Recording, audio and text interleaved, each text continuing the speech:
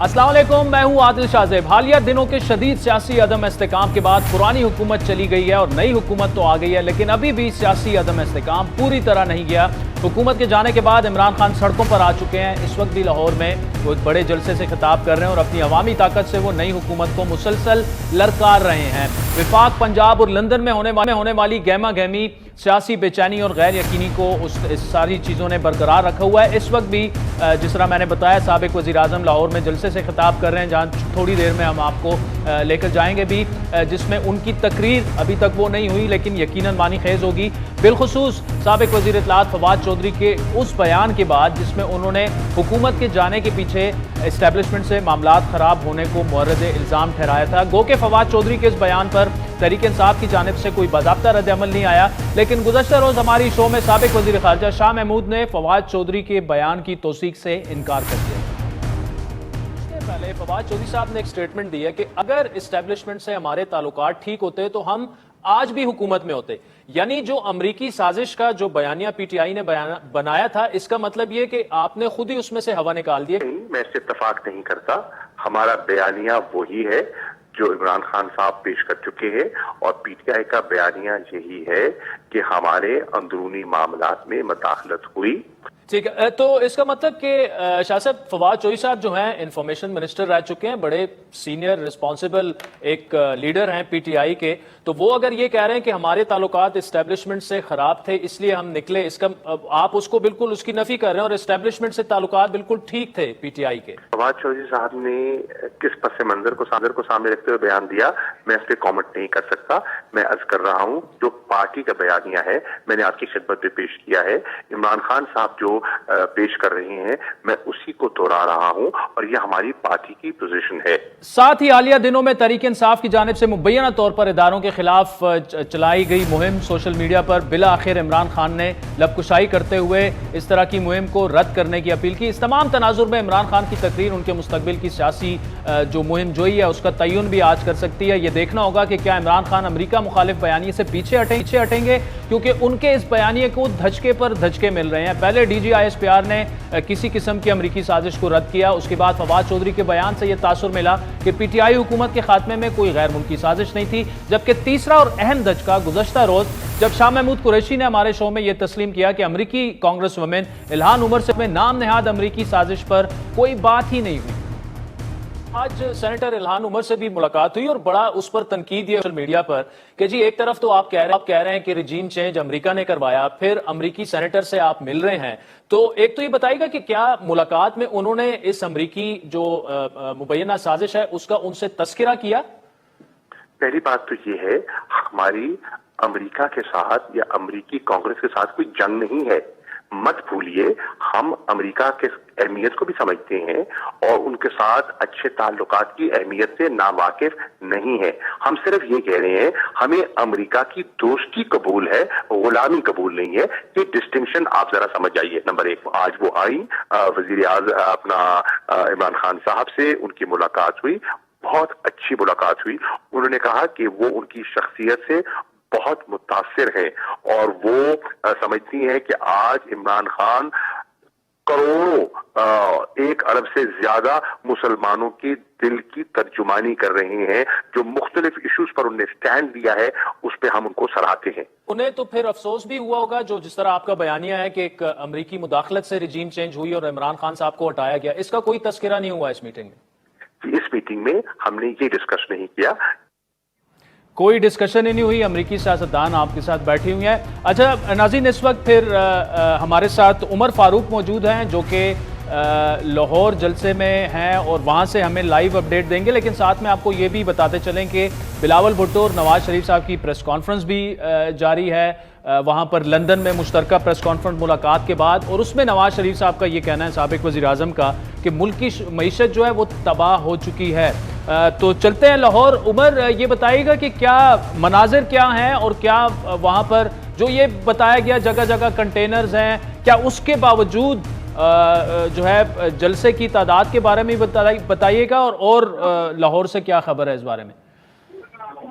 जी, शाम के वक्त जो है वो ये इत्तला आई थी कि कंटेनर्स लगे हुए हैं और इसकी फिर हमने तस्दीक की कि कुछ रास्तों पर जो है वो कंटेनर्स लगे हुए थे जिसको ज़र इंतजामिया और पुलिस की जानिब से ये कहा गया कि ये सिक्योरिटी खदशात के पेश नजर ठीक। कंटेनर्स लगाए गए हैं, लेकिन उसके बाद जो है वो पीटीआई रहनुमाओं ने राब्ता किया जिला इंतजामिया से और ये कंटेनर्स हटाए गए। और उसके बाद जो है एक तेज रफ्तारी के साथ जो है कारकुनों की आमद का सिलसिला जलसागाह में जारी हुआ और जो है अब तक जो है तकरीबन जलसागाह जो है वो भर चुका है।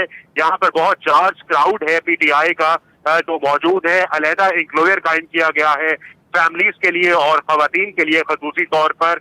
इमरान खान अब से कुछ देर कबल जो है यहाँ पर पहुंच चुके हैं और उनका पुरसफाक इस्तकबाल किया गया यहाँ पर जलसा के शुरका की जानिब से। और इसके साथ साथ दीगर मरकजी क़यादत जो है पीटीआई की वो भी यहाँ पर मौजूद है और उन तमाम ने खिताबात किए हैं इमरान खान के आने से कबल। एक अहम चीज जो काबिल जिक्र है वो ये कि गुज़िश्ता रोज डिप्टी कमिश्नर की जानिब से एक लेटर लिखा गया था पीटीआई की क़यादत को मुखातिब करके, जिसमें ये मुतलबा किया गया था कि जो रिपोर्ट्स आ रही है सिक्योरिटी एजेंसीज की तरफ से वो ये इमरान खान की जान को खतरात लाक है, तो लिहाजा ये मशवरा दिया जाता है कि वो वर्चुअली जो है वो इस जलसे को एड्रेस कर लें।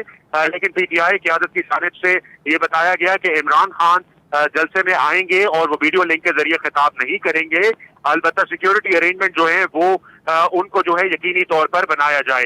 तो हमने देखा है कि यहाँ पर सिक्योरिटी की जो है सूरत हाल वो काफी है। यहाँ पर पुलिस की भारी नफरी जो है वो जगह जगह तैनात की गई है। लेकिन एक दिलचस्प अमर ये भी है कि जो बुलेट प्रूफ डाइस है वो स्टेज पर तो मौजूद है, लेकिन जहाँ पर शुरका तकरीर कर रहे हैं वो डाइस जो है वो बुलेट प्रूफ नहीं है। उसके बिल्कुल बराबर में ये डाइस पड़ा हुआ है, लेकिन इमरान खान जो है वो बुलेट प्रूफ डाइस पर तकरीर नहीं करेंगे। ठीक है उमर फारूक, बहुत शुक्रिया लाहौर से लाइव अपडेट्स हमें फराहम कर रहे थे। नाज़रीन वक्त भी चाहता है एक ब्रेक का, जिसके बाद लाहौर से ही सीनियर सहाफ़ी मुनीफ फारूक और उवैस तौहीद इस्लामाबाद से हमें ज्वाइन करेंगे और उनसे तजिया लेंगे आज के जलसे के बारे में भी और इमरान खान के मुस्तकबिल सियासत में जो मुस्तकबिल है और खुसूसन उनका जो सियासी बयानिया है उस पर तफसीली गुफ्तगू करेंगे। वेलकम बैक नाज़रीन।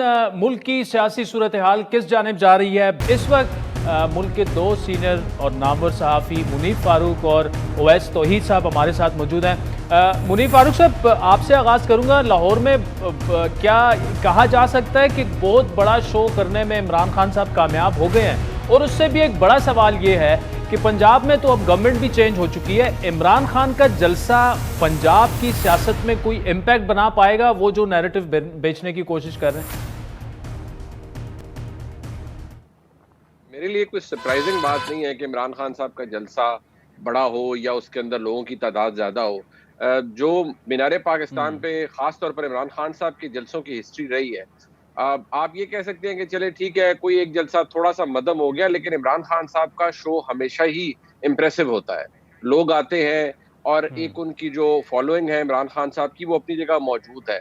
और मैं बैसियत एक पाकिस्तानी के बैसियत एक सहाफ़ी के कम से कम मैं ये नंबर गेम्स में नहीं जाता कि कितने लोग, कितनी कुर्सियां और क्या हुआ। मुझे इतना पता है कि इमरान खान साहब को लोग देखने आते हैं, लोग उनकी तकरीर सुनने आते हैं और उस जलसे को, आज लाहौर का जरा मौसम भी अच्छा है, खुशगवार है, रात का टाइम है, लोग उसे एंजॉय भी करने आते हैं और इमरान खान साहब की एक जेन्युइन सपोर्ट मौजूद है। सो मैं नहीं समझता कि मुझे उसे डिस्प्यूट करना चाहिए। कोई अगर करे तो ठीक है, अगर उसके पास फैक्ट्स हैं जरूर करे। लेकिन हाँ, जो नैरेटिव इमरान खान साहब बेच रहे हैं वो किस तरह लोगों के अंदर जा रहा है। देखिए, इमरान खान साहब का जो फॉलोअर है, जो कल्ट फॉलोइंग है, वो हर तरह की डिबेट, दलील, आर्ग्यूमेंट इससे फारिग है, वो मुबर्रा है इन चीजों से। वो एक अंधी तकलीद में मुब्तला है। उसके अंदर पढ़े लिखी लॉट भी है, उसके अंदर कम पढ़े लिखे लोग भी हैं, बिल्कुल पढ़े लिखे लोग भी नहीं है। और आप जब उनसे आर्ग्यूमेंट या डिबेट करते हैं किसी भी चीज के ऊपर, तो वो इस बात को तो मानने के लिए तैयार नहीं है कि जी कुछ गलत इमरान खान साहब के पार्ट पे है। मतलब जैसे आज वो जलसा कर रहे हैं, मैंने भी थोड़ी सी ट्वीट की, फिर काफी सारी बातें, लोग गालियां उसके ऊपर पढ़ रही हैं सुबह से, कि आज इमरान खान साहब क्या बताएंगे कि मैं वो वजीर आजम था जिसने अपने बनी गाला से दफ्तर आने के चक्कर में तकरीबन 98 करोड़ रुपए लगा दिए 4 साल में। मतलब फ्रैंकली स्पीकिंग, लोगों से ये भी तो इमरान खान साहब को जवाब देना चाहिए, उन्हें और भी बहुत सारी चीजों का जवाब देना चाहिए। लेकिन आप यकीन करिए आदिल, मैं समझता हूँ लोग इमरान खान साहब से ये पूछना ही नहीं चाहते, जो उनका फॉलोअर है। वो ये एक बात पे अगर इमरान खान के खिलाफ साजिश हुई है, अमेरिका ने की है, एब्सोल्युटली नॉट, जो कि एब्सोल्युटली बोंगी थी, उसके हवाले से की है। और कोई एक साजिश हो गई है, बस वो मरासला आ गया, इमरान खान को निकाल दिया है और बस उसके अंदर आप जुडिशरी को भी ऐसी तैसी फेर दें, एस्टेब्लिशमेंट को भी बुरा भला कह दें, लेकिन इमरान खान साहब सच्चे हैं और जो वो कह रहे हैं हर बार सच है। उनका जो फॉलोअर है उसकी ज़हनियत ये है। तो फिर आप सोच लीजिए कि उनसे क्या दलील ठीक। उनके सामने पेश की जा सकती है।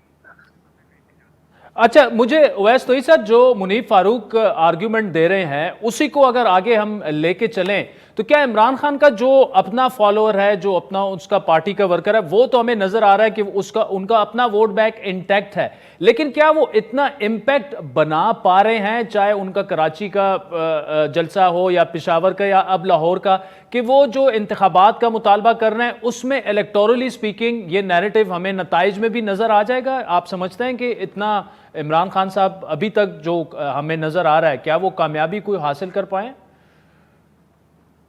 शुक्रिया आदिल। देखिए, एक तवील सफर है अभी तो इमरान खान साहब का, और वो भी अपने कंधों पर सारा बोझ लेके चल रहे हैं। इस वक्त तक जो लग रहा है 2013-2018 में, जाहिर बात है कि वो खुद भी ये बात कहते रहे हैं और उनके वज़रा और मुशीरान भी कि एस्टैब्लिशमेंट की उनको सपोर्ट है, वो दोनों एक पेज पर हैं, हर मामले पर कोई इख्तलाफ नहीं है।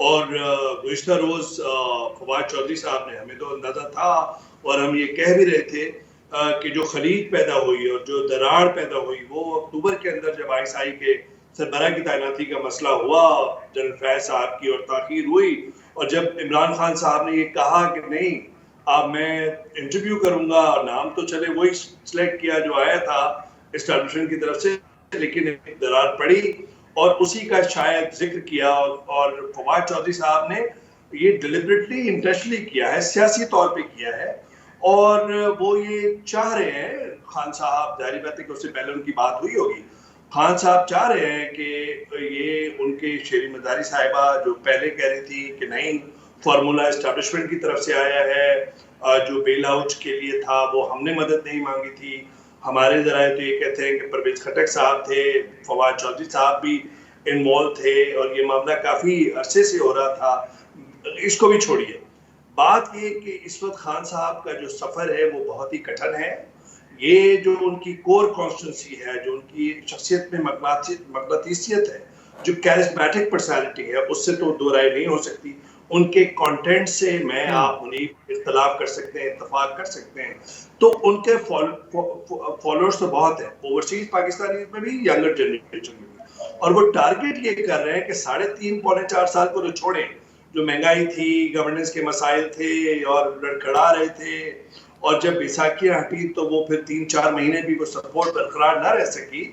लेकिन और जो मेरा मानना है कि अब वो आगे चाह क्या है, वो आगे ये चाह रहे हैं कि इस नैरेटिव से जो उन्होंने अमेरिका मुखालिफ बयानिया लिया है और वो एक डिप्लोमेटिक केबल या सिफारती तार को बेसिस बना रहे हैं, और हमें तो ये ऑन अथॉरिटी ये पता है कि नेशनल सिक्योरिटी कमेटी की मिनट्स में या मीटिंग के अंदर जिम्मेदार हल्कों की तरफ से ये बात लिख के दी गई कि इसमें कोई साजिश जिसका जिक्र किया जा रहा है वो नहीं है। तो ये तो हो गया इनके सियासी बयानियां, ये तशरीह वो करते रहे हैं, लेकिन उसके साथ वो ये चाह रहे हैं कि 2/3 अक्सरियत उन्हें मिले, और उनके चाहने वाले आपको और मुझे रोडों पे मिलते हैं या बात कर रहे होते हैं, वो यही कह रहे होते हैं कि बस अब देखना, बस इंतखाबात होंगे। तो वो चाह रहे हैं कि एस्टैब्लिशमेंट को वो घुटबल या दबाव में लेकर आए, शहबाज शरीफ की हुकूमत को वो काम ना करने दें, और एक इसके बाद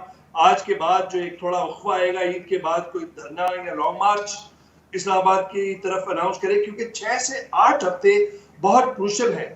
इसमें अगर वो कोई बहुत प्रेशर डालना चाहे तो डाल सकते हैं, लेकिन मुझे नहीं लगता कि और डाल सकते हैं। ठीक है, प्लानिंग बहुत जानिब जा सकती है। अच्छा, ठीक है, ठीक है, मुझे मुनीब ये बताएगा कि कल जो फवाद चौधरी की स्टेटमेंट आई कि जी अगर इस्टेब्लिशमेंट से हमारे ताल्लुकात ठीक होते तो हम आज भी गवर्नमेंट में होते, उसके चंद घंटे बाद खान साहब जो हैं वो पहले तो शाह महमूद साहब ने हमारे शो में उसका डिनाइल दे दिया, नहीं जी ये पार्टी पॉलिसी नहीं है।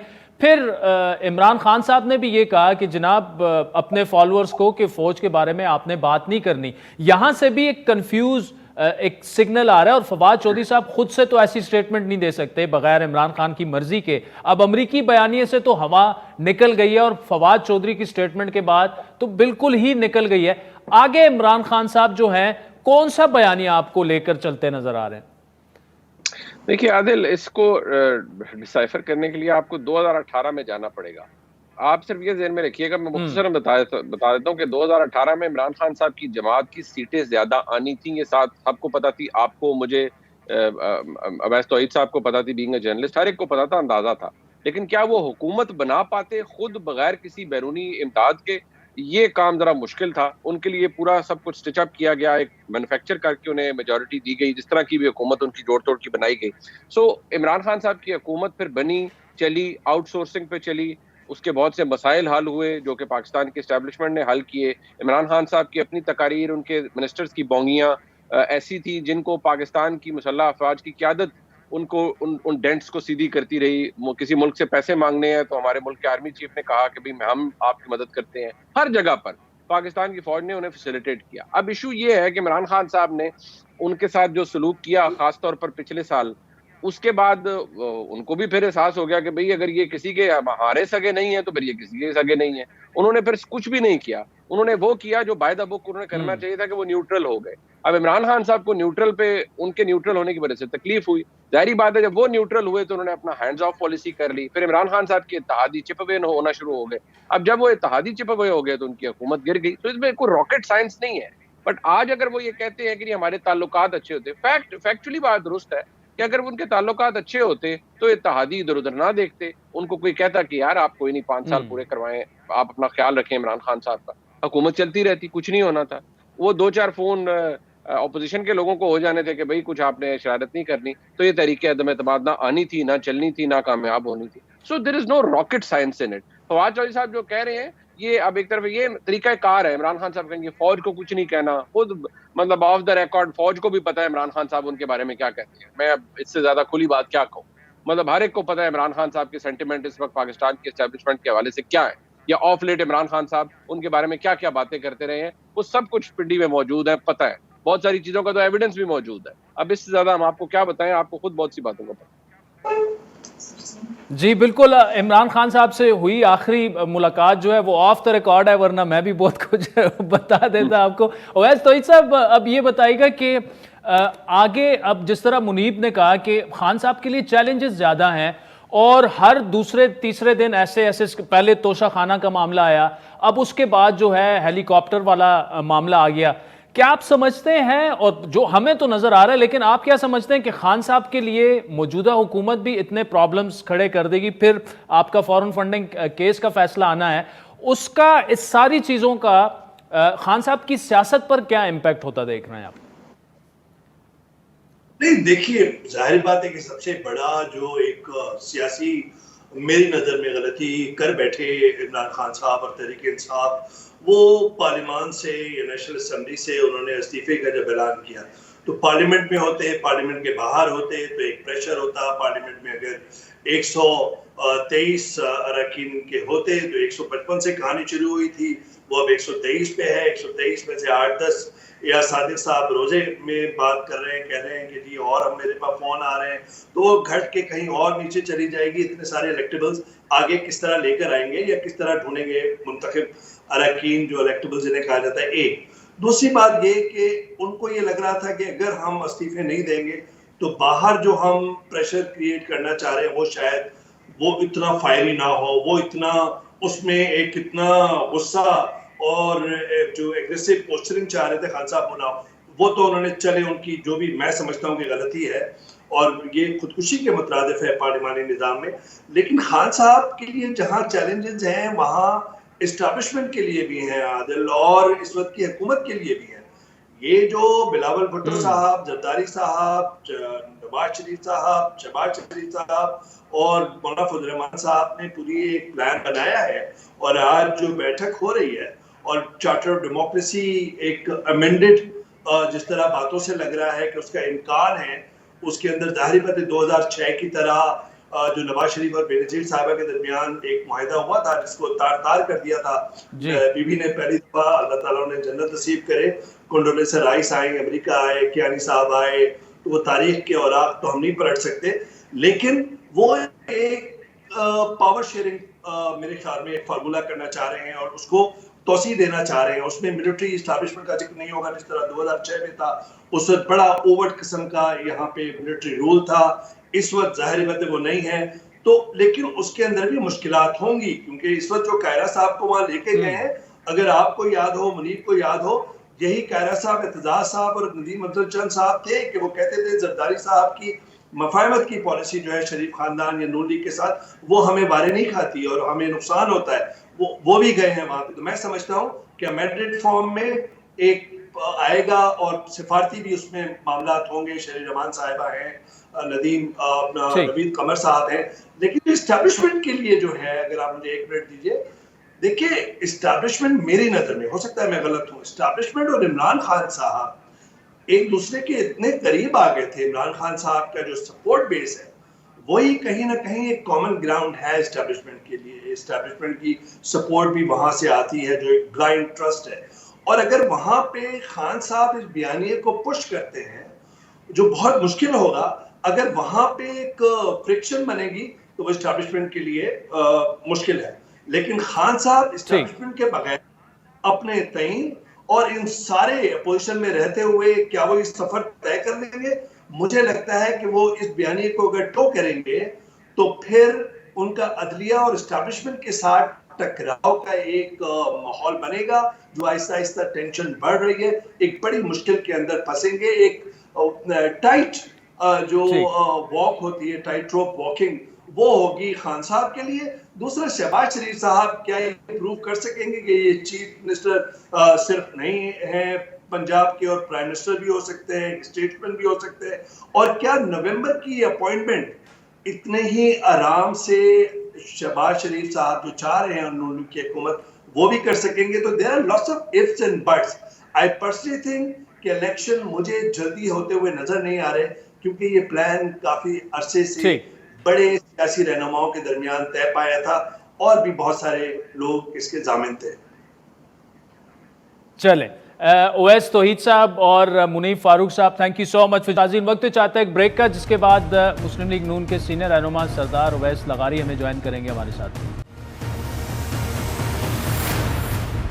वेलकम बैक नाज़रीन। पंजाब की सूरत हाल पर गुफ्तगू करेंगे और उसके अलावा कौमी जो सियासत है, इस वक्त मुस्लिम लीग नून की सरबराही में एक मखलूत हुकूमत है, चैलेंजेस बहुत ज़्यादा हैं। इस वक्त नून लीग पंजाब के सेक्रेटरी जनरल सरदार ओवैस लगारी साहब हमारे साथ मौजूद हैं। ओवैस लगारी साहब, बहुत शुक्रिया। हुकूमत तो आपकी बन गई है, लेकिन ऐसा लग रहा है कि शहबाज शरीफ साहब मुश्किल में है। कभी एक जमात नाराज़, कभी दूसरी नाराज़, कभी पोर्टफोलियो नहीं ले रहे, उस पर मसला होता है, कोई काबीना में शामिल नहीं हो रहा। अब मुल्क के जो अपने मसाइल हैं, मईशत है, एनर्जी सेक्टर है, वहाँ मामलात काफ़ी गड़बड़ है। ये मामला चलता हुआ नज़र नहीं आ रहा, कैसे चलेगा ये? देखिए जी, एक तो सबसे पहले मेरे अंदाजे के मुताबिक हर एक को क्लियर होना चाहिए कि ये बहुत एक आर्जी किस्म का एक जी सेटअप है, ठीक, जिसका बेसिक जो रीजन है, जो हमें जो अपनी सियासी जमात की बड़ी एक क्लियर पॉलिसी दिखाई देती है और सबकी यही होगी कि जल्द अज जल्द हम लोग इलेक्टरल रिफॉर्म्स और एक ट्रांसपेरेंसी इन इलेक्शंस को इंश्योर कराने के बाद जितना भी मुल्क की जी ब्लीडिंग हो रही है उसको हल्का सा रोकने के बाद हम नए मैंडेट के साथ आके अग्रेसिव पॉलिसीज और प्रॉपर मैंडेट के साथ पॉलिसीज लेके आए और फिर पाकिस्तान को ऑन ट्रैक करें। तो अभी हमने सिर्फ एक आईसीयू के अंदर पड़े हुए मुल्क की ब्लीडिंग रोकनी है, इलेक्टरल रिफॉर्म्स करने हैं ताकि तमाम स्टेक होल्डर्स का इलेक्शन के प्रोसेस में एक एतमाद हो, और फिर जाके आवाम से उनका ओपिनियन लेना है कि कौन अगले 5 साल के लिए हुकूमत कर सकता है।